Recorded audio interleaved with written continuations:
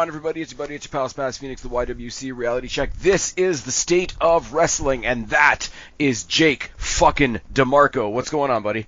What's going on, bud? Here and in charge. We're ready to rock. Didn't quite hit the Post-Mania collab, but I think we've got the next best thing. Exactly. We're still in Post-Mania season, and everybody's going wild. Fuck, everybody's killing it. Like, we're going to have to do a more positive pod, spoiler alert, on all the cool shit that's going on in WWE right now. But I got a question for you, Jake. Yeah, what's that? How's AEW doing? They're great. Everything is just great right now. They're fantastic. They don't need to make money. That's why they're great. I heard in a press conference one of them that they're doing great. Ding. Gotta make sure you just, every time Tony says the word great, I swear an angel loses its wings, but... I'm gonna title this something along the lines of AEW and Tony Khan are not coping well with the success of WWE. Like, it's just gonna be that blunt. But see, I think you hit the nail on the head right there, and that's the thing that a lot of people are missing, is that AEW existed when WWE was at its worst. They were pretty much the answer to our WWE problem. And the problem at that point in time was Vince McMahon. We didn't like most of how he booked things and how things were being handled. The stories weren't great. There wasn't any long-term storytelling for the most part. So we got this awful, set of just total, it felt like, right place, right time. They go ahead, the Young Bucks and Cody and, they have Kenny. They combine their superpowers to rob money from Tony and call it All Elite Wrestling. And like we said, it was the real alternative. TNA lost its chance years ago. Any chance it had died in 2010 when they hired Hogan. And I mean, TNA is doing pretty sick. They're right doing now, very well, but they're for what they are. Let me be realistic and fair. For what they are, the last thing I put up on my channel was a prediction for Rebellion, so they've got my attention. If nothing else, they've been having great matches, great stories. They've been doing very well. They're just not capturing the attention on a national level like AEW had the chance to do. I wish they would take take a swing and just try like a medium-sized building, like the building in Toronto, and Toronto's what I got to go on. The Coca-Cola Coliseum used to be called the Rico. It's where WWE does their house shows. It's where AEW did their first and most recent Dynamites. It's a decent-sized building. Even if you take a swing and use like half the building, like see what you can do. That's my hope for TNA. But also TNA aren't out there saying they're about to crush WWE. Exactly. So before we get into basically a very short time frame, basically the weekend before WrestleMania to the weekend after WrestleMania, have we ever not shit on WWE when it's been shit? Not. Exactly. We always have. And that's why I hate the anti-whatever sentiment. Oh, you're just anti-this at the time. We used to hear it for WWE. You're anti-WWE. Well, you're anti-shit. Like, just don't be shit. Exactly. But the biggest thing is, you wouldn't say that if it was WWE. Okay, the biggest thing is, like, the pictures of the buildings right now, of the half-full buildings or the quarter-full buildings. You wouldn't do that. Jake, the one thing I love about watching you and Joe's show, you've got the donation like sound clip, and it's literally Joe singing "Time to Bring the Tarps." Exactly. I have sat in building. I mean, it was cool for me because I got upgraded from 300s to the 100s. But I have sat in the, I don't even know what the building's called now because they've changed it so many times, Scotiabank Arena, looking at an empty side of the arena, and the first thing I did was tweet out pictures and be like, this is really fucking sad. They need to get up off their ass. Yeah. Why can't the other side do the same thing? WWE has now sold out how many shows in a row? I mean, they've got the no screen flex. They've got to bring in the small screen, and we laugh about it constantly, but it is a true thing that's going on. And I will say, outside of the competition with AEW, if you want to call it that, the look that they had on SmackDown and Raw and at the NXT show, like with no Tron at all and just the small entryway, never mind the fact that it's a flex on how many people they have in the building, it just looks sick. It looks great to have the fans encompassing everybody. They could still have a small set of pyro, which is still more intense than what they have for AEW. Yeah. I don't know if it's the new stage or how they're miking it, but their pyro seems very lackluster lately in AEW. Like, it feels more kiddish, and that's kind of just and a that was fire and see again, that was their big flex. Oh, AEW's the company with pyro because WWE doesn't do pyro. Okay, well now WWE does pyro again, and they do it bigger and better. You know, because I they're forgot filling about bigger that buildings. because that was a true point too. WWE stopped doing pyro for the house shows, and Remember when they stopped doing pyro, but they still had like the concussion sound things? Yeah, they had that backstage for, thing, but they stopped doing pretty much everything else as far as like entry pyro, and then eventually they brought it back. I know everybody loves the guy, but like when I think about the concussion pyro where there was no actual visual pyro, it makes me think of Ryback. Yeah, Ryback, Ricochet now. Yeah. Rhea Ripley has it. We're gonna Judgment Day have it. We're gonna have to do a separate thing on just the general like heartbreaking Rhea Ripley situation. I know, but poor girl. But okay, so here's the thing: everything goes up and down. WWE had a down period, like right up to and almost including COVID, and AEW was on a high. Now it's reversed, right? Yeah. So we're not here today necessarily, and I mean you can if you want to dunk on them for the attendance because the numbers are what they are. When the numbers are bad, nobody wants to hear the numbers. No. But like, I'll steal an expression. Like, AEW has had absolute head loss for the last 2 weeks. Like mentally, they're gone. And what does it for me, and I'm doing this off the top of my head, as you know, as the audience is probably used to by now. It's one thing if I think it's bad and somebody else that loves it thinks it's good. Also, if you enjoy AEW, I'm not telling you not to enjoy AEW. I'm just backing up my side here. Exactly. But when the people that I know, or not that I know, but that I enjoy content from, that I follow on social media, whatever, I name drop What Culture a lot because I listen to them more than anything else. And when I do, I take the odd dig at Michael Sidgwick. Right? Because he's the AEW guy, but I listened to him the past couple weeks when the most staunch, excited supporters of AEW are saying like, "What the fuck is going on?" Then I go to the rest of the people that are just being blindly loyal to the initials, which is what we used to get accused of, and I'm like, okay, your most staunch supporters know that you're full of shit right now.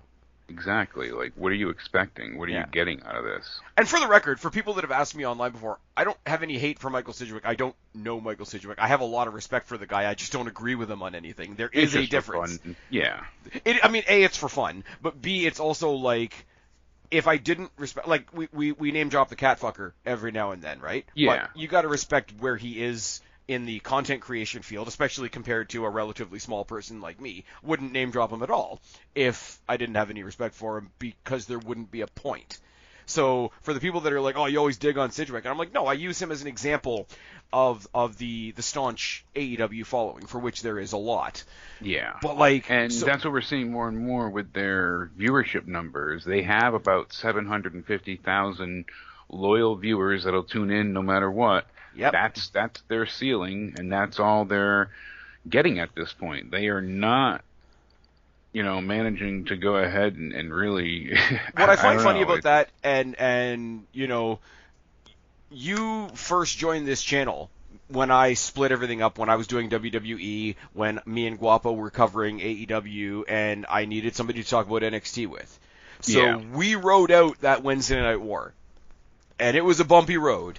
Like, let's be fair and honest, but like, it's something like 750,000 views or viewers or whatever this week. Those are the numbers that NXT used to get laughed at for.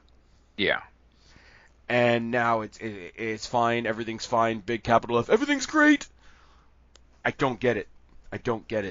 If you want to, I come back to what I said to you and a couple of other people that I've talked to in the past little while, but I think we touched on this going into WrestleMania. It's all well and good to say, you know what, we've got a lot of money, we've got a lot of talent, we're going to go up against WWE, we're going to be their competition. It's all well and good to say that. But you do have to acknowledge that when you talk about competition, there's a winner and a loser. And right now, let me be clear, right now, in this moment that we are experiencing right now, WWE's winning by a lot. Yeah. And it shouldn't be a and the win-loss meme factor, is, but it has come down to that at this point. and the meme is but Wembley though. Okay, do it more than once a year. And see, that's their problem now already. They're to literally tell them that sometimes they are doing Wembley twice a year because they're going to the same space, same areas, same locations, same markets, and they're killing them. And that's why you're seeing WWE, they space themselves out. So you usually get a WWE show about every 3 months or so in the United States, and usually outer areas once a year. Canada sometimes usually twice a year. Yeah. Let's be real. Wembley last year, if I want to be unbiased, and I'm going to switch between very, very biased takes and very, very unbiased takes, but at least I'll be honest about it. For a company that has existed for 5 years, what they did at Wembley last year was phenomenal. Like, what they achieved with that show was phenomenal. It was the first time they ever left not the United States, but North America, because they had been to Canada at that point. So it was the first time ever leaving North America. They had a bunch of, I know they were dealing with some people having issues when they got there. They had, what they did to Punk, and so there's a lot of things going on in the background, right? But that show, what they achieved with that show was fantastic. Yeah. If you want to act like that's what they're doing all the time, you're delusional. Like, I'm sorry, NXT's Stand and Deliver did way more than Dynasty is going to do this weekend. No, you're not wrong. Like, a lot of episodes of SmackDown and Raw and, the rumors about NXT itself becoming a touring, traveling, proper third brand will outsell Dynamite. Yeah. If you want to say, but Wembley, though, then I'm going to come back with, 140 whatever thousand people at WrestleMania. Yeah, you're counting 2 nights, and yes, because you convince people to buy 2 tickets. And here's the thing too, Wembley was sold strictly on the idea of it being an event, a happening, was said many times, but it's true because there was no card, there was no names confirmed. It wasn't like you were definitely going to see, Sting's last match. There was nothing tied to it. But you know what, though? I'll be fair to them as well, because every WrestleMania, when they announce the following year's WrestleMania, this year is the first time they haven't done that in forever. Yeah. Like, people decide then and there whether they're going to WrestleMania or not without a card either. So I don't think that's necessarily a criticism, because I'm not saying it's a criticism. What I'm saying is you have to remember they haven't had any large pay-per-view event from WWE over there in ages. This year was the first time they were really kind of branching out with Clash at the Castle and Backlash and I think those type of things. So now they're adding overseas markets because of Nick Khan, Yeah, I was going to say Nick Khan and the expansion that him and Triple H are doing, and I'm not here to kiss their butt. I'm just giving you my opinion, right?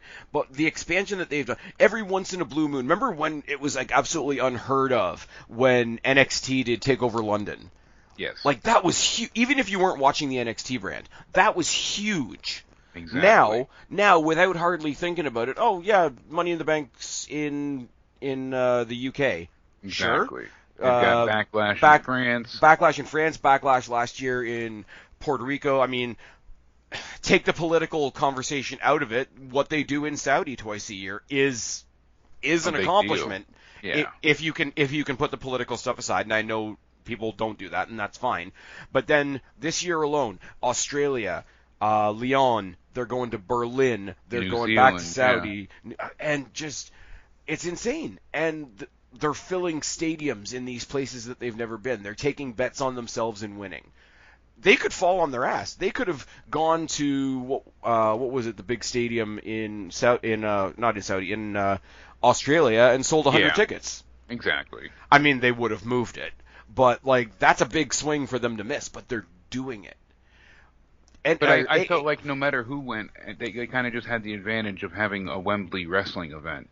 Yeah. So whether it was WWE or AEW, I think they were going to get those numbers regardless. I think people weren't doing it just to support AEW. Some were, but it was more people doing it to support wrestling. Yeah. And this is the thing, too. Like, if they make it that they go to Wembley once a year, it's 2 things. It's an area that hasn't had any wrestling in a while, and it's an area that's never had AEW. Yeah. Like when AEW came up to Canada for the first time, it was the first time they'd ever left the States. Exactly. And they had a lot of people on the roster that I wanted to see, whatever. And then I saw the price of the Dynamite tickets, and I'm like, I don't want to keep saying this because it sounds like it's a dig, and it's not. You're doing your flagship show in the building that WWE does house shows in, and you're charging more than I paid to go to WrestleMania 18. Yeah, exactly. And that's the problem, and that's why, I went to Collision as an invite, but going ahead and looking at the tickets, it was going to be more than to be front row at SmackDown, and I'm like, how is this possible? I went to Collision because it was announced almost as a footnote when Forbidden Door came around, and it got to the point where it's coming to Toronto and it's 2 back-to-back nights, and I honestly, off the top of my head, couldn't recall if I had ever seen CM Punk live. Literally, I'm speaking for myself, not speaking for anybody else. They got 2 tickets out of me because they had CM Punk at the time. Exactly. And but he's not a draw. So I'm going to use that to branch into, this is where the week started. We're talking the week just before WrestleMania. And my Twitter goes crazy. I'm at work. People are like, oh my God, you're not going to believe what Punk said. You're not going to believe what Punk said. And I thought it was going to be some little oh, he made a joke about something and somebody blew it up. And it's like, no. He went on the Ariel Helwani. I don't know if I'm pronouncing that correctly. I know Joe calls him the mermaid, but he went on Helwani's MMA Hour. Yeah, the MMA Hour, Ariel Helwani's show, and basically threw his dick up on the table. And I was like, good for you, man. Like, good for you. The whole time he's just saying, this is what happened, this is what happened, this is what happens. I got a lot of friends there. I hope they continue to do well. Da-da-da-da-da, but this is what happened. This is what I think of the guy that I used to call a boss. And it was cool to hear it, and, I mean, we all gathered around our TV screens, or, the metaphorical TV screens, the same way we did when he left WWE. Let's be real, when he did the podcast with Colt Cabana, everybody was salivating for that interview. Yeah. Let's not be hypocritical here. We were all salivating for if and when Naomi and Sasha Banks were going to do an interview after they left, and the same thing happened here. But I don't think, other than the act of saying it, I don't think he said anything that most of us hadn't already put together. Am I wrong in that? No, I feel like everything was kind of already at least been told, or rumored or hinted at. I mean, it was pretty much nothing new. Yeah.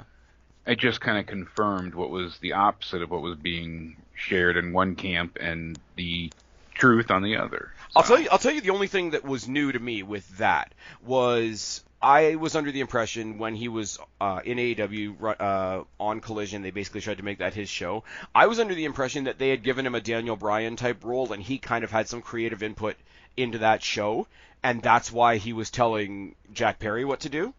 Yeah, it kind of seemed like that was. But when you hear that you hear that it's literally Tony Schiavone coming and finding Punk and saying, look, the doctors have told him no, the executives have told him no, I've told him no. Can you please talk to this kid?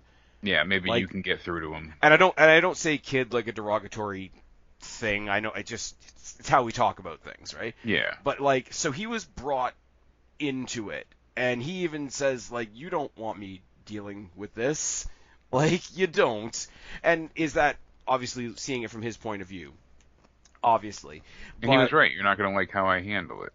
But the whole thing is that he's not even.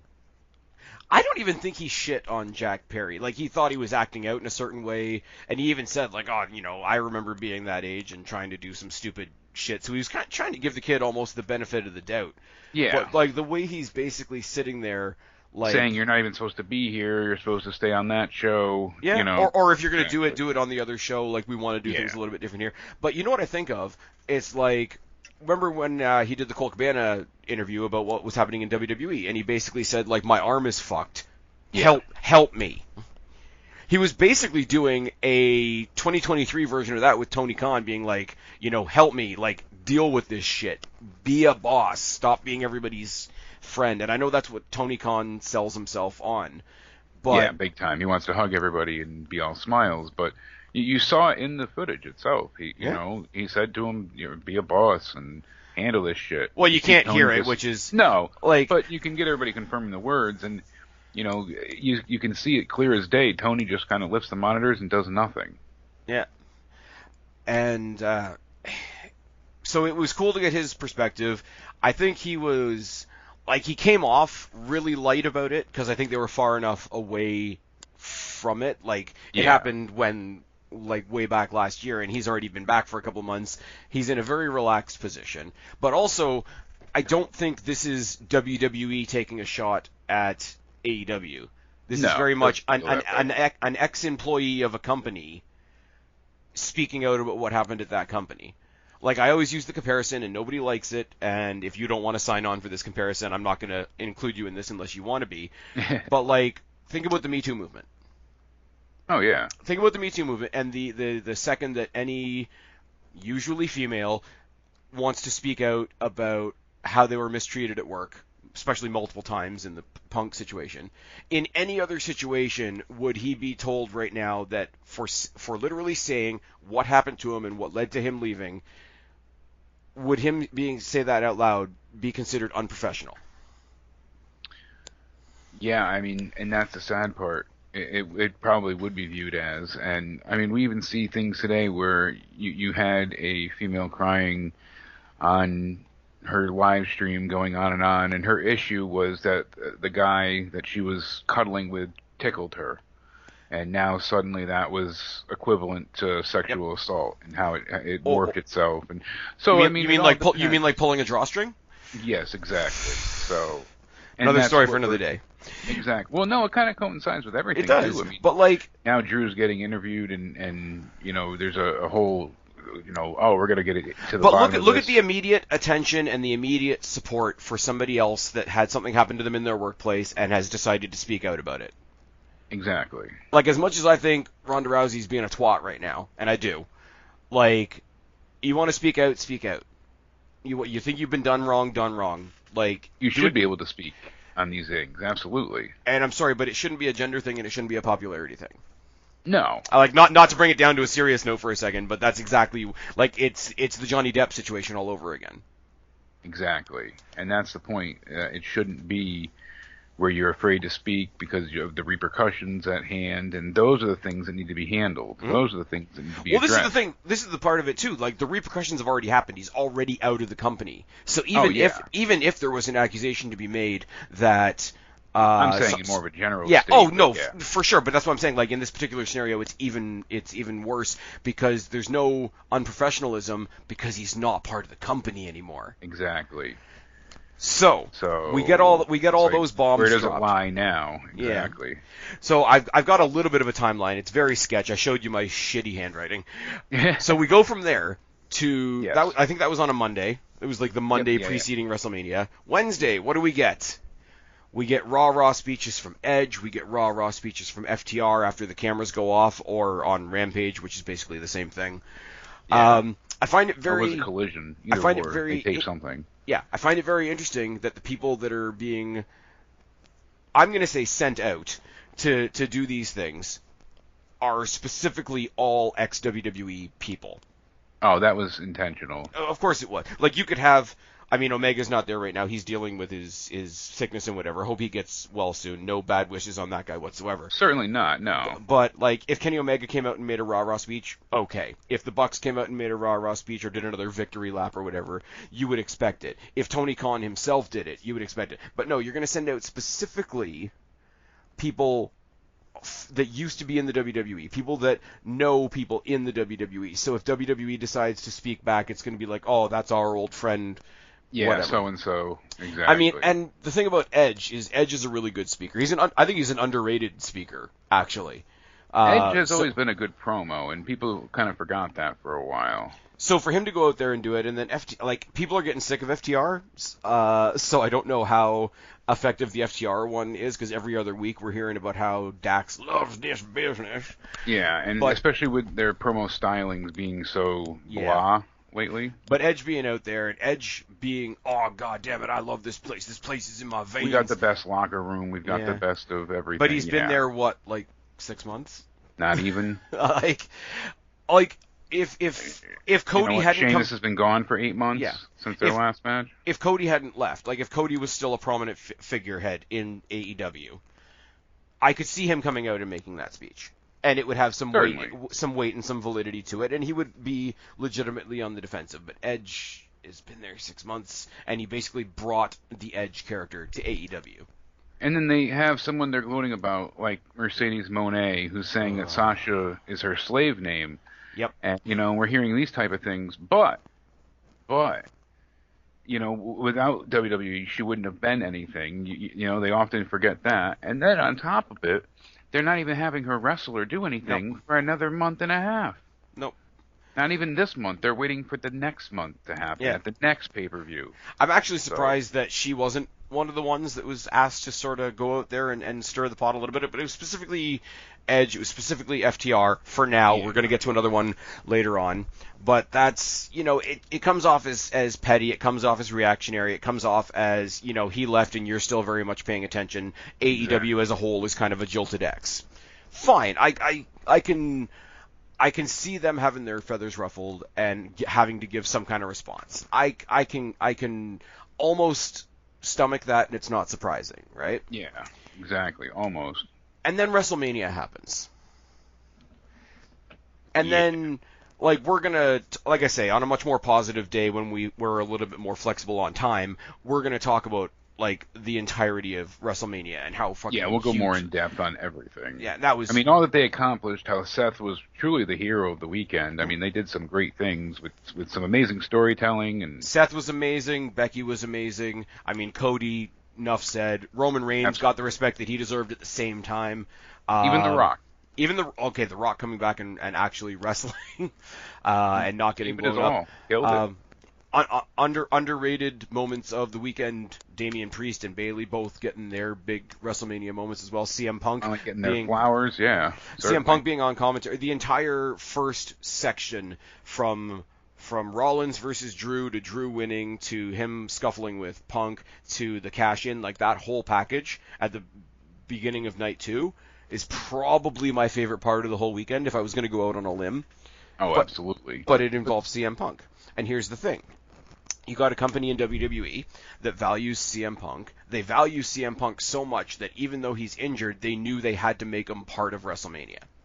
And they knew what the reaction was going to be towards him, for him, and with him. Yeah. No, but you could see, if he was somewhere else, and they said, okay, you're injured, that really sucks, we're going to take care of you, not like they did, go home, heal up, whatever. But then they said, no, you're important, if you can't wrestle, we're going to give you something else to do. They had him on the opening panels both nights. Exactly, they had him on the kickoff panel. They had him on the kickoff panels, they had him doing voiceovers for the NXT stuff. They had him on commentary for the match. The commentary for the match was because of the story that he's in. But they didn't just use him for the story that he was in. They know he's good on commentary. They know he's good as a speaker. They put him on the panel. Like I said, they interviewed him as part of the introduction package for Trick vs. Mello at Stand and Deliver. Yep. They made the most they could out of him because he can do more than just get between those ropes. And that kind of appreciation is going to guarantee that what happened at AEW isn't going to happen here. The amount of respect he's being shown this time around in WWE, who didn't respect him the first time, let's be real, but the amount of respect he's getting this time around from this Triple H-led WWE is phenomenal, and I think it's really cool. It's like when Corey Graves found out he couldn't wrestle anymore, and they're like, cool, we're going to find you something else to do because you can talk, you're a character, you're a personality, and look how good Corey Graves is now. Yeah, no kidding. Everyone's improved. Even Michael Cole was enjoyable over the weekend. He wasn't his usual... Michael Cole sounds like he's having the best time of his life. And it shows. And you see on commentary, him and Pat McAfee are having a great time. They're getting to be silly, when Pat McAfee's doing the Jey Uso hand thing and whatever, and he's just oh, what the hell, and he's hugging up on Sheamus, who just came back.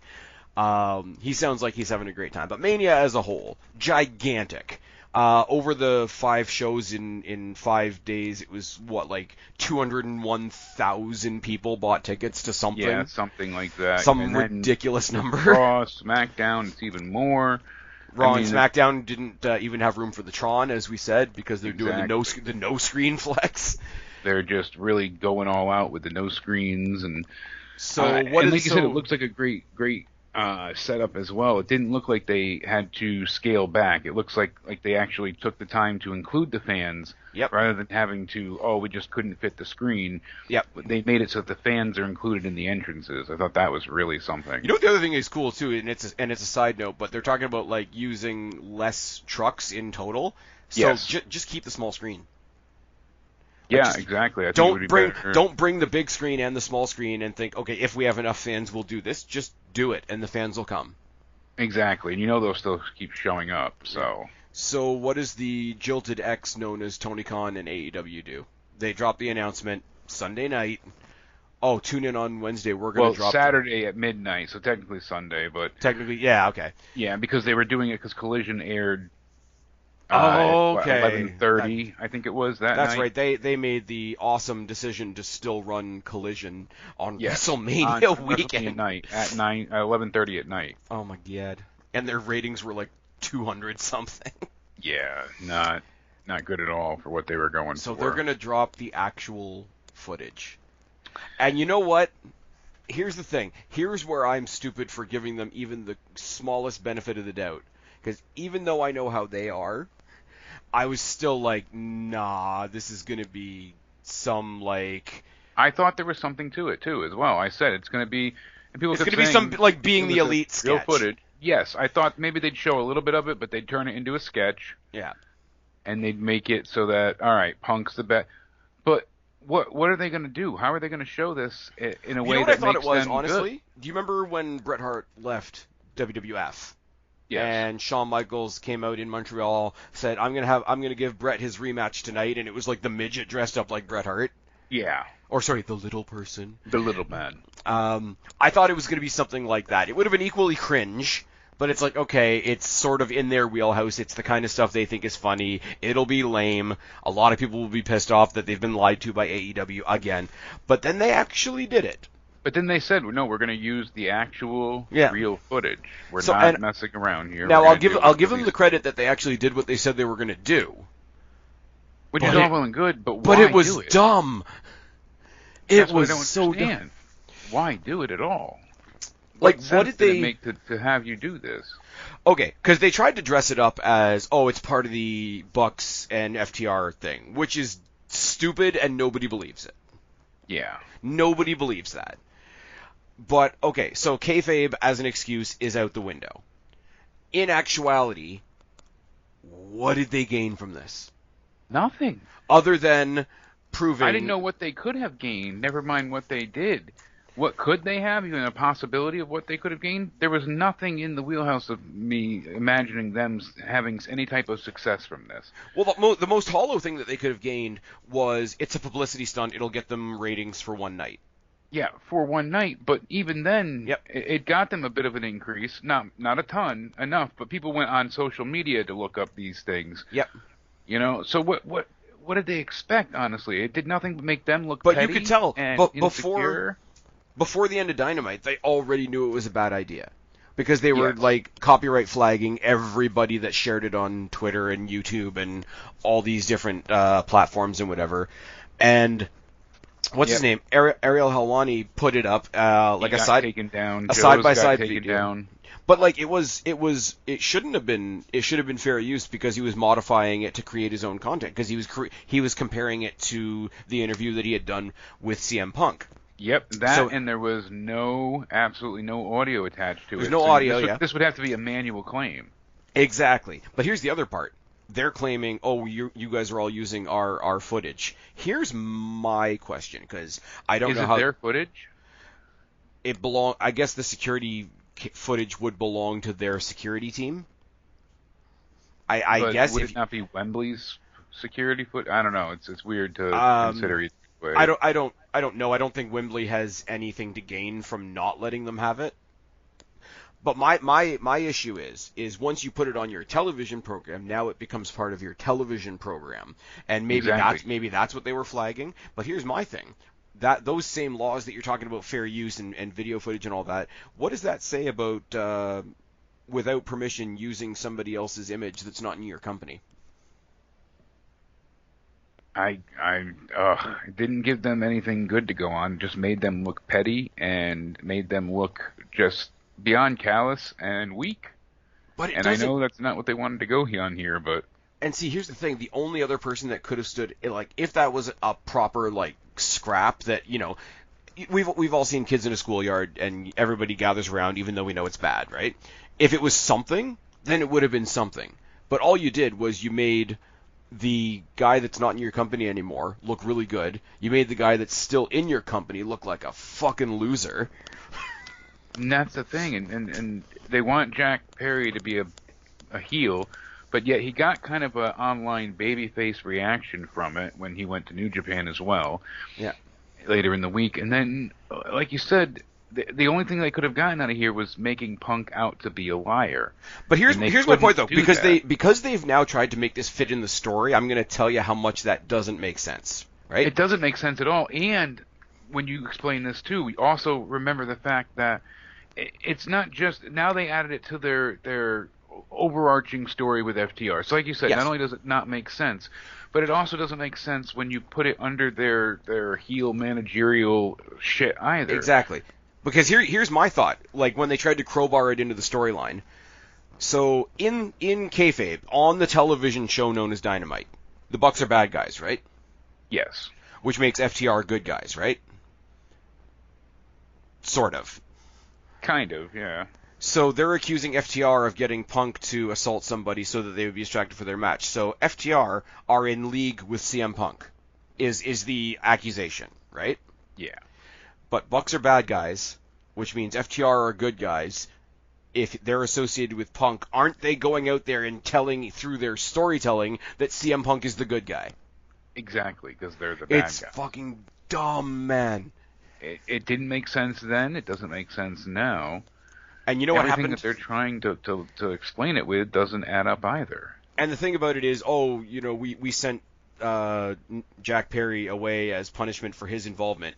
I believe that about as much as I believe that the Elite were suspended when CM Punk was suspended. Because they weren't. They went on paid vacation, and what was it? Death Triangle held onto the Trios titles until they came back and gave them back almost immediately. Exactly. So fuck off. You're running the company. You didn't suspend yourselves. They were what? They were on a break for a month, and then they were on a break. They had the best of 7 match with the.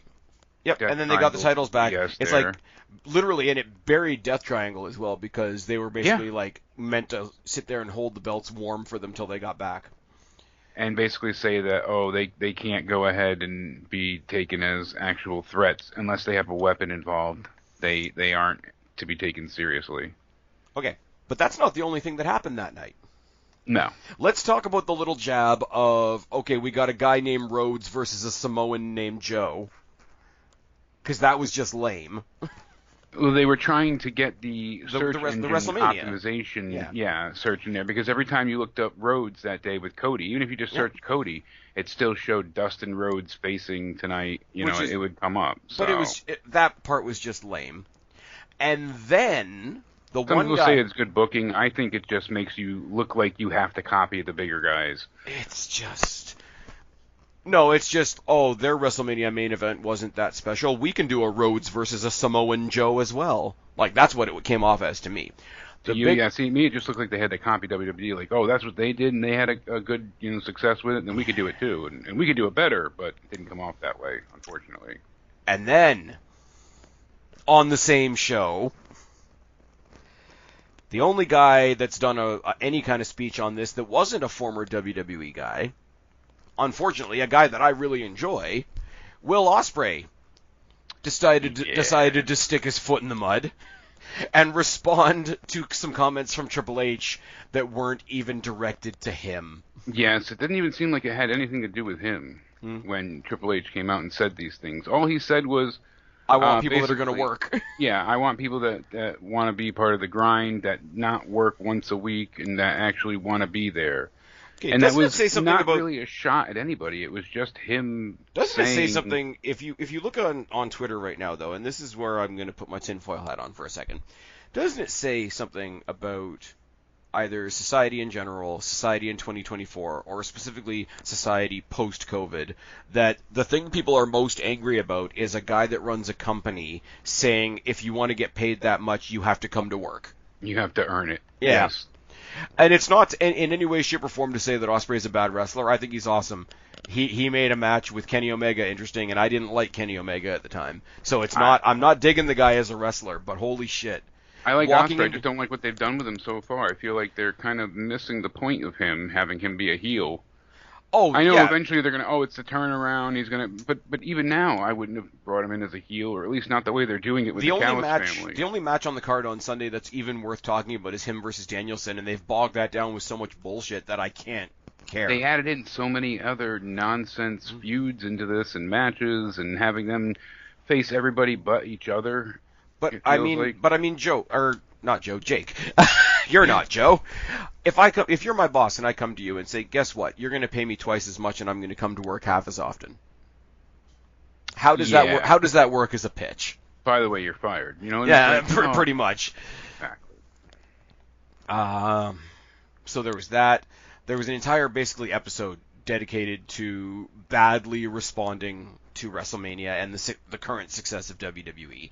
And that was the thing. They had it back to back. It wasn't just one response. It was Will Ospreay's response after the Young Bucks responded.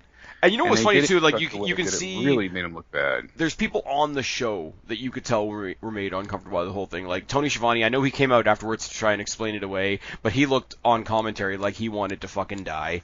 Renee Paquette, who's awesome at her job, had to be the one there holding the mic when Ospreay was making all those comments about Triple H and Stephanie and whatever, and she's friends with both of them, and she looked like she looked like she wanted the earth to like open up and swallow her whole, like. Yeah, because it's embarrassing, and that's the thing. It just continually felt more and more embarrassing. It's embarrassing, but like legitimately uncomfortable as well. And don't be making. I'm not going to go on a white knight thing here, but don't be making that comment about women in front of any woman. Like, get Marvez to do that interview if you're going to do that shit. Well, that's the thing. And he goes ahead and he goes after, the boss's daughter, which, I mean, really, it doesn't even apply at this point in time. We're so past that sentiment. We're so past that sentiment, and, like, go ahead and say that Triple H didn't earn the position that he's in right now. Go ahead. Exactly. Like, try to, like... And I don't care. I will fully wave the flag for Triple H. I've been waving the flag for Triple H since he started NXT and brought everything awesome about original NXT to WWE. You wanna argue with me? Argue with the wall. Exactly. You have nothing that makes sense to argue that point right now. And there's also a big sentiment going around that I don't understand either. That's saying, oh well, Vince booked these things. He booked the Bloodline. He booked everything that happened up to that point. Yep. And it was Vince's creation, so Triple H actually doesn't deserve any credit. And, Tony's the only one actually making things on his own right now. Triple H is just booking all of Vince's old ideas. And I'm like, well, Vince decided to not have Cody lose last year. That was Vince's decision. We don't know how Triple H's decision would have played out because Vince wouldn't allow it. But guess what we're seeing? Triple H's vision now. I still think him losing last year made this year all the more awesome. Do it on a proper anniversary WrestleMania. Make it twice as big. Make it a longer story. But here's the thing as well. I know it's not super popular right now, but let's not pretend that everything Vince McMahon did was shit. No. And let's be real for a second. To separate, the art from the artist, as we've had to deal with before. Yeah. And yep, that's the truth, and it's unfortunate, and it's bad, and he did some heinous, awful things, and we know that. Allegedly, I mean, he's not denying it either. This is the dig that I love at Triple H now. It's like, well, we got rid of Vince. What can we bitch about now? We'll bitch about Triple H. How will we bitch about Triple H? Because Triple H might have known about this thing that Vince might have done. Exactly. How tenuous is that argument? They're not arguing Vince didn't. They're just saying that some of the stuff is fabricated, but I don't know. Not a good look no matter what, regardless. After WrestleMania. Yeah. Or sorry, one during WrestleMania and then one after WrestleMania. We got some new talents coming to WWE. Yes, we do. We got Julia coming to NXT. We got Tama Tonga in the Bloodline. Now, I'm not a performative dickhead, so I'm not going to say that I know much about either of these two. but I've been hearing their names for ages. People that I know, people that I respect, guys like you and Joe and Guapo and What Culture and all these other people like Good Mike Work have said the name Tama Tonga enough times that I know he's a big deal. Yeah. Less so for Julia, but still, like, hey, if Julia ever comes to North American Wrestling, it's going to be like a game changer, right? The minute that they found out that Julia had signed with NXT on that Saturday, the minute that Tama Tonga showed up on SmackDown with the Bloodline on Friday, immediately, oh, they were never really that good anyway. What would they do in AEW? Yes. Immediately. It started to be levied against them, and it was just incessant. And it was amusing how they went from one side to the absolute other so flippantly fast, as you had stated. And you know what it is, though, man? As a counter, it was like, oh, if you're a WWE fan, you never give AEW any credit. Let me just tell you, like, the coolest thing you have in AEW right now is Will Ospreay. I fully credit AEW with introducing me to Will Ospreay. That's just the most recent example. Him and Kenny Omega, probably the best match I saw in person last year. Like, probably bar none, as far as, like, personal like things attended and whatnot. Did I just lose sound? Hopefully not. Okay, there we go. Sorry, my computer just flashed up at me. Like, most enjoyed match. Like, that means more than anything I saw in WWE. Like, yes. That's Will Ospreay. Will Ospreay did a little bit of a tour through TNA and did some awesome matches with Josh Alexander. Huge fan. But him and Kenny Omega in the Scotiabank Arena was fucking fantastic. Back in the day, when we were still in the middle of the Wednesday Night War, yeah, I thought NXT was better, but we weren't doing well. No. I talked to you the night that Bryan Danielson and Adam Cole both debuted at the end of the pay-per-view on the same night. Yes. And I basically, like, hung my head and said, we're fucked. And at that moment, it felt like it. Punk was there. Yeah. And you had Danielson now. You had, Cesaro. And it was like... I tuned into the second ever Collision because, you know what? No matter where he is, we're going to see CM Punk for the first time in 10 years. Exactly. I didn't sit there and say, oh, well, really, CM Punk was never really that good anyway because he went to the wrong place. Like, Adam Cole, I used this example with Rhea Ripley more recently, right? But back then, the coolest thing going was NXT. The coolest thing in NXT was the Undisputed Era. The coolest thing in the Undisputed Era was Adam Cole. Adam Cole was the coolest thing in the coolest thing in the coolest thing. I'm not all of a sudden going to pretend that he sucks because he went to the other side. So why are they doing that with Julia? Why are they doing that with Tama Tonga? They're on the defensive, and it's fucking mad. But I also feel like WWE is just continually building up on their talent. Yep. Making people more over. As you said, they included Punk in as many things as possible to make the Drew and Seth match feel even bigger than what it was. Yep. And in this way, Punk is still important, and we have not heard, seen, muttered the name MJF since he was destroyed by the devil and taken out and lost his title. Other than hoping he comes to WWE. Yeah, but I'm saying, okay, fine, they're going to go ahead, and they want us to go ahead, and all right, we got to wait. And it's all fine and dandy if they're going to give it to us at a pay-per-view, but it doesn't feel like they're building towards anything big, or they even know what they're building towards right now.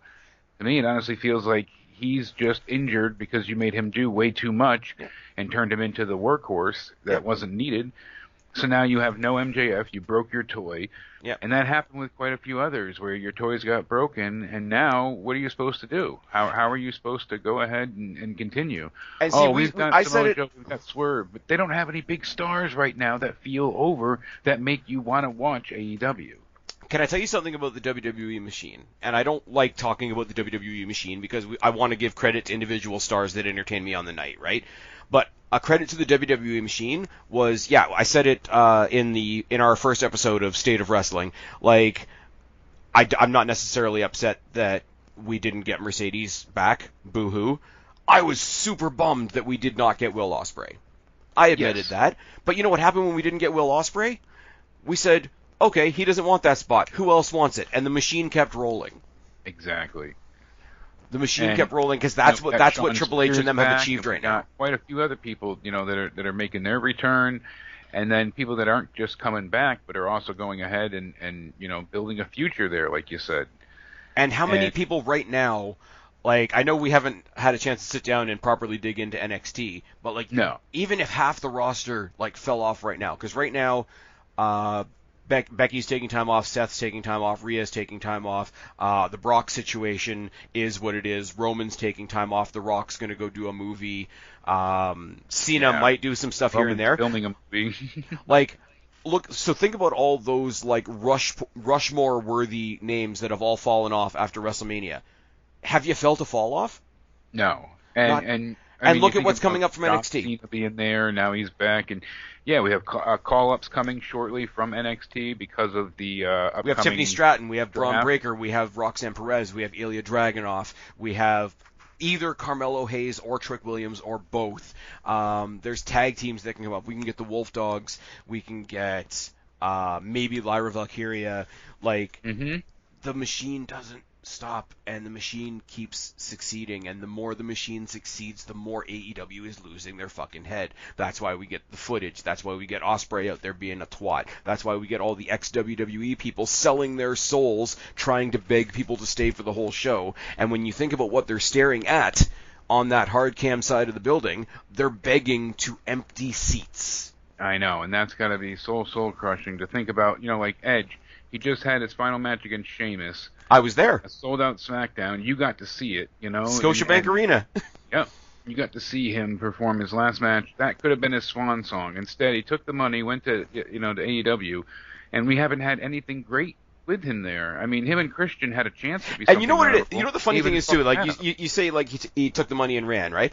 I'm not going to hold it against the guy. The guy's been a WWE lifer. If he wants to explore what it's like on the other side, go do it.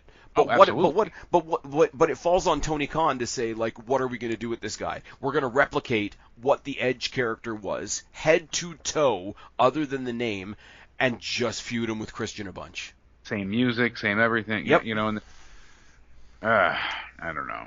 It's a mess. That's why you have that video that went viral, and I think Joe posted a reaction to it earlier this week. That video of him basically begging people to stay for the ROH taping because that's how fast they were leaving.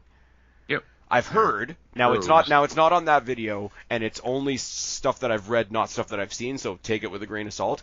I've heard that there have been incidences at other shows where Dynamite's been over and they've been going to film some ROH stuff, and he's done the whole, at the end of the night, check your ticket number, we're going to be handing out 10 free tickets to the next whatever. So he's bribing fans they did that. He has to bribe, but here's the thing, Collision. Nobody's buying a ticket, but even the people that bought a ticket, he has to bribe them to stay. Yeah, we didn't stay either, and I was like, I'm thankful we didn't stay because there was not one name, and I cover wrestling, you know, fairly regularly, that I knew except for Athena at the ROH tapings. No, so well, Athena's holding up that whole brand. Like, let's not even be funny about it. Athena's holding up the whole. Well, like, Jay Briscoe has their world title now, I think. Yeah. So maybe people are going to stay to watch him. They're amalgamating their six-man titles with the AEW six-man titles because neither one of those titles means a damn thing. But that's the problem. There's so many titles. You have the ROH Tag Champions, the AEW Tag Champs, you know, the six-man belts for both groups. Yeah. Then their TV title, their, you know, open weight strong championship. I'll say something, right? With all that this stuff. With the saturation thing, right? WWE has a little bit more of an excuse because they have two brands. There is a legitimacy to having the belts that they have. They've changed the belts a lot. They've changed what they've called them. It's been a little bit of a mess there from WWE to World, and they got the new tag belts that I like and everybody else is already shitting on, right? But when was the last time, other than this past weekend that I'm about to mention, when was the last time they introduced a new title? It was the 24/7 title. Yeah, they have the WWE Speed title coming now. Well, but that's like a little internet thing. I don't really count that unless they make it part of the show. So I'm giving them a bit of a pass on that because that's something experimental that they're doing off TV. Exactly. But like, no, they haven't made a title since the 24/7 one. Yeah, that was the last one. And because of that, how impactful was the announcement last weekend of the NXT Women's North American Championship? Yeah, it was massive because everybody was super excited about that and excited to see what happens, where it goes, how are they going to do it, what kind of tournament, or Because there's way too many what's going to women be in the process. NXT. Exactly, and they have women's tag titles that are being defended, a women's main title that's being defended, Yeah. and now they're going to The have the a only, the only unfortunate situation is with the women's world title, but that's because Ripley got injured, and that's nobody's fault. At exactly that least can't be helped. I will say, it sucks what happened to her. The only shining light is it happened after WrestleMania, so at least she got to hold the title from WrestleMania to WrestleMania. Exactly, That's a slight thing. and thankfully she got to perform at Mania and didn't Yeah, miss that. I mean, she had probably the best entrance of the weekend. I was One gonna of say, like, I'm I not love. familiar with Motionless in White, but that was huge, especially when you hear. I said this in my Mania rundown a couple of podcasts ago, but when you hear Becky's got like 105 fever and strep throat, and Rhea right before the match was having like some severe like panic attack Anxiety attack, related yeah, stuff, and they still went out there and killed it, and you wouldn't have known unless somebody had said something. exactly. Like, they're You would fucking not have stars. had any idea that either of them were dealing with anything. Now, quick, name me one woman on the AEW roster that you can say that about. And that's the problem. I mean, I was excited when they brought in Paige, oh, Soraya's here. They're going to do, and they did nothing really with her. Maybe she wasn't up to the level they thought she could be or what, but Okay, still, but it was I'm never not I'm that. not even talking about who they choose at this point. Are they pushing anybody? No, Because like no, Tony Storm is their champion, and she doesn't even feel like she's being pushed. no, she doesn't. I'm gonna leave it like this because I know you got to go, and we're kind of pressed for time tonight. We know we can clearly see that AEW have lost their heads over the current success of WWE, because when your success hinges on somebody else's failure and they stop failing, you start failing. Exactly. I want to ask you an honest question right now, and I'm trying to put sarcasm aside for a second. Yes. If you were going to try to convince somebody to watch AEW right now, or if you were, for example, if you were going to try and convince somebody that they should watch Dynasty this weekend, Yeah. what would you even tell them? I suppose I would go with like I could try and explain the Samoa Joe feud a little bit. Got Swerve Strickland, kind of the underhanded now babyface. He was a heel, and he was ingratiated by the fans, and the audience kind of began to accept him, and he became more of a good guy. And you can kind of go down that route, but there's not a lot of story you could tell, really. I Okay, mean, there's not a lot of here's kind of my point, and I kind of used you as a guinea pig to prove my point. yeah. When I say what's the best thing going on in WWE or AEW right now, like, what's your selling point? How would you convince people to watch the show on Sunday? Your best example was Swerve and Joe. And even as you were saying that, you were sort of, kind of, maybe it's a bit weird, it's a bit all over the place, but hey, Yes, maybe give it a I have chance. to add in those modifiers Like, to and set the that's your prime parameters. example. Like, I would love it. It's kind of, I'm going to steal an expression from Sidgwick. So for people who don't think I respect Sidgwick, I'm going to steal one of his expressions. It's promotional malpractice that Yeah. we have a match coming up this Sunday between Bryan Danielson and Will Ospreay, and I'm not crawling the wall to see it. Yeah, that there's no excitement to see it at this point. I mean, I have no drive to see any of it, and that should not be the case. I mean, usually put it this way too. When WWE was at its worst, what were we getting? We weren't getting any real stories, and we weren't getting any real. Everything got Uh, dropped, everything was thrown together, everything was yes, 50-50, you couldn't and we were invest in getting anybody. we were getting bad matches, and everything was like you just said, sloppy, unorganized, not put together well whatsoever. Well, what was AEW doing? They had a little bit of a story. It wasn't the most expansive or detailed stories, but there were still some character-driven stories. You had Moxley versus Kenny, and it made sense. Heel versus face dynamic. But they also had some really good wrestling, and those five-star quality matches that we weren't really getting anywhere but NXT were great to see in AEW. But after years and years of, all right, it's just we're getting great matches, but there's no reason to root for either one or care for either one, or, you're not standing behind either opponent. We're at the point now where the matches are happening just because. All right, we're getting Danielson, and now we're going to see Ospreay, and they're going to take each other on, and I'm sure it's going to be amazing. But like Until you there's a said, run-in, or until there's bullshit, or until Don Callis yeah, tries to do something. Here's the thing. I did the cheating thing. I brought up Wikipedia. Here we go. 6-man titles versus 6-man titles on the kickoff. Meh. Mm-hmm. Edge, Eddie Kingston, Mark Briscoe taking on the House of Black. Random thrown together team of one guy that I kind of feel bad about, one guy that I can't stand, and one guy that I used to be a huge fan of, taking on an actual team. And it's not even for the belts. Hook versus Jericho. Enough said. Roderick Strong versus Kyle O'Reilly, recycled from NXT. Julia Hart versus Willow Nightingale is going to be entirely overshadowed by the fact that Mercedes is there, and she's probably going to fuck with both of them. Kazuchika Okada versus Pac. Meh. Young Bucks and FTR again, and what hangs over that is the whole CM Punk tie-in nonsense. Yeah, everything we discussed, exactly. Tony Storm and Thunder Rosa could be good. Pretty sure Deonna Purrazzo is going to get involved in that one, so I'm already like, okay, this is going to be nonsense. Why am I going to watch? By the way, especially with Tony's gimmick being so nonsense. By the way, they're really being heavy-handed. Other than Edge, has anybody seemed like just another normal person on the roster than Deonna Purrazzo? Sadly, no. Yeah.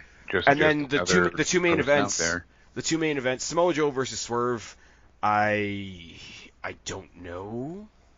It's very much like that could have been a match in NXT 3 or 4 years ago, and I would have been more excited if it had the name Takeover attached to it. And Will Ospreay versus Bryan Danielson could be good if the nonsense stays away. And again, like we said a second ago, you got to put the precursor on it. I've already put a much more exciting preview for TNA Rebellion, which is happening the night before, so I suggest everybody check that out. You laid it all out. I mean, that's going to be a hell of a show, too, and that's the thing. It's like there's nothing on this show that feels like I have to tune in to see it live. I could watch it at another time, catch the replay, catch the highlights, and even then, it's like it doesn't feel imperative at all whatsoever. Yeah. As where I needed to see WrestleMania as it happened live because I needed to know, did he finish the story? Did we get... But there were other things, too. Like, I wanted to see if Bayley, conquered. Well, this is the thing. Like, it was good, feel good all up and down the card. Like, there was, a couple of heels won, like Theory and Waller won, but they're fun heels, right?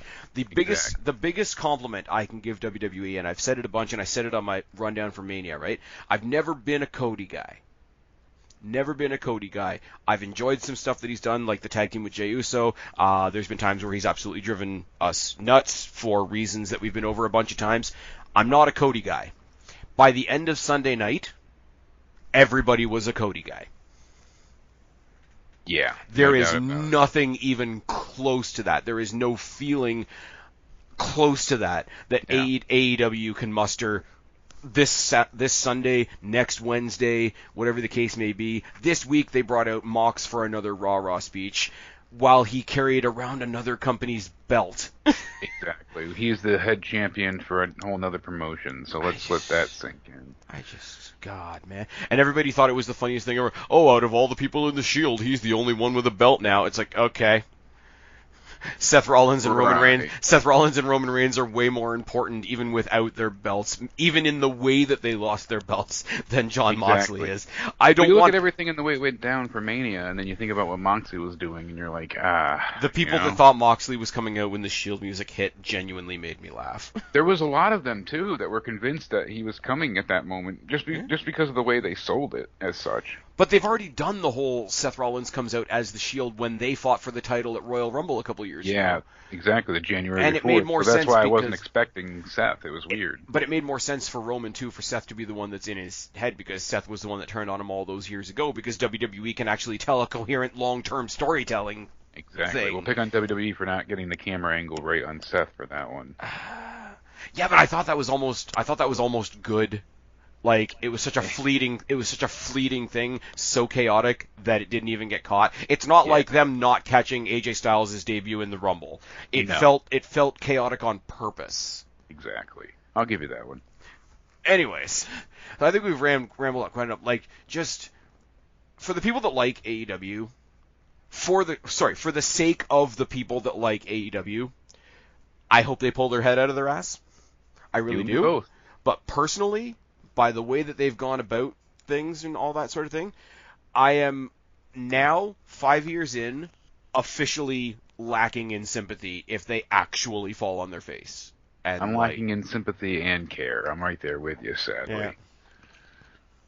But I mean, well, I would care in the sense that if they folded, there's a couple good talents that I hope WWE are going to pick up. Yeah, I don't want to see any talent not have a job, but and that's never the point. But so like right now, the pendulum is swung the other way, and the people that might end up in WWE might end up in WWE anyway. Can you blame them? Can you blame them? Check it out. The new Bloodline, the new whatever they're doing with Tama Tonga, Solo Sikoa, Jacob Fatu, The Rock, and all that. Imagine them taking on Cody Rhodes, MJF, Shawn Spears, and Ricky Starks. Yeah. In a real War Games, not the AEW knockoff War Games. Exactly. So many things to come, my friend. Well, we got to hit on this again at some point. I know you got to head out the door, man. Thanks for joining me. As always, tell them where to find you. You can find me on the Joe Cronin Show and also on Twitter at CountdownEnded. Can you respond yet? I don't think so. We're still working. Interesting enough. One day you're going to tweet me and I'm going to be like, shit, Twitter's broken. I thought Jake couldn't answer me. Exactly.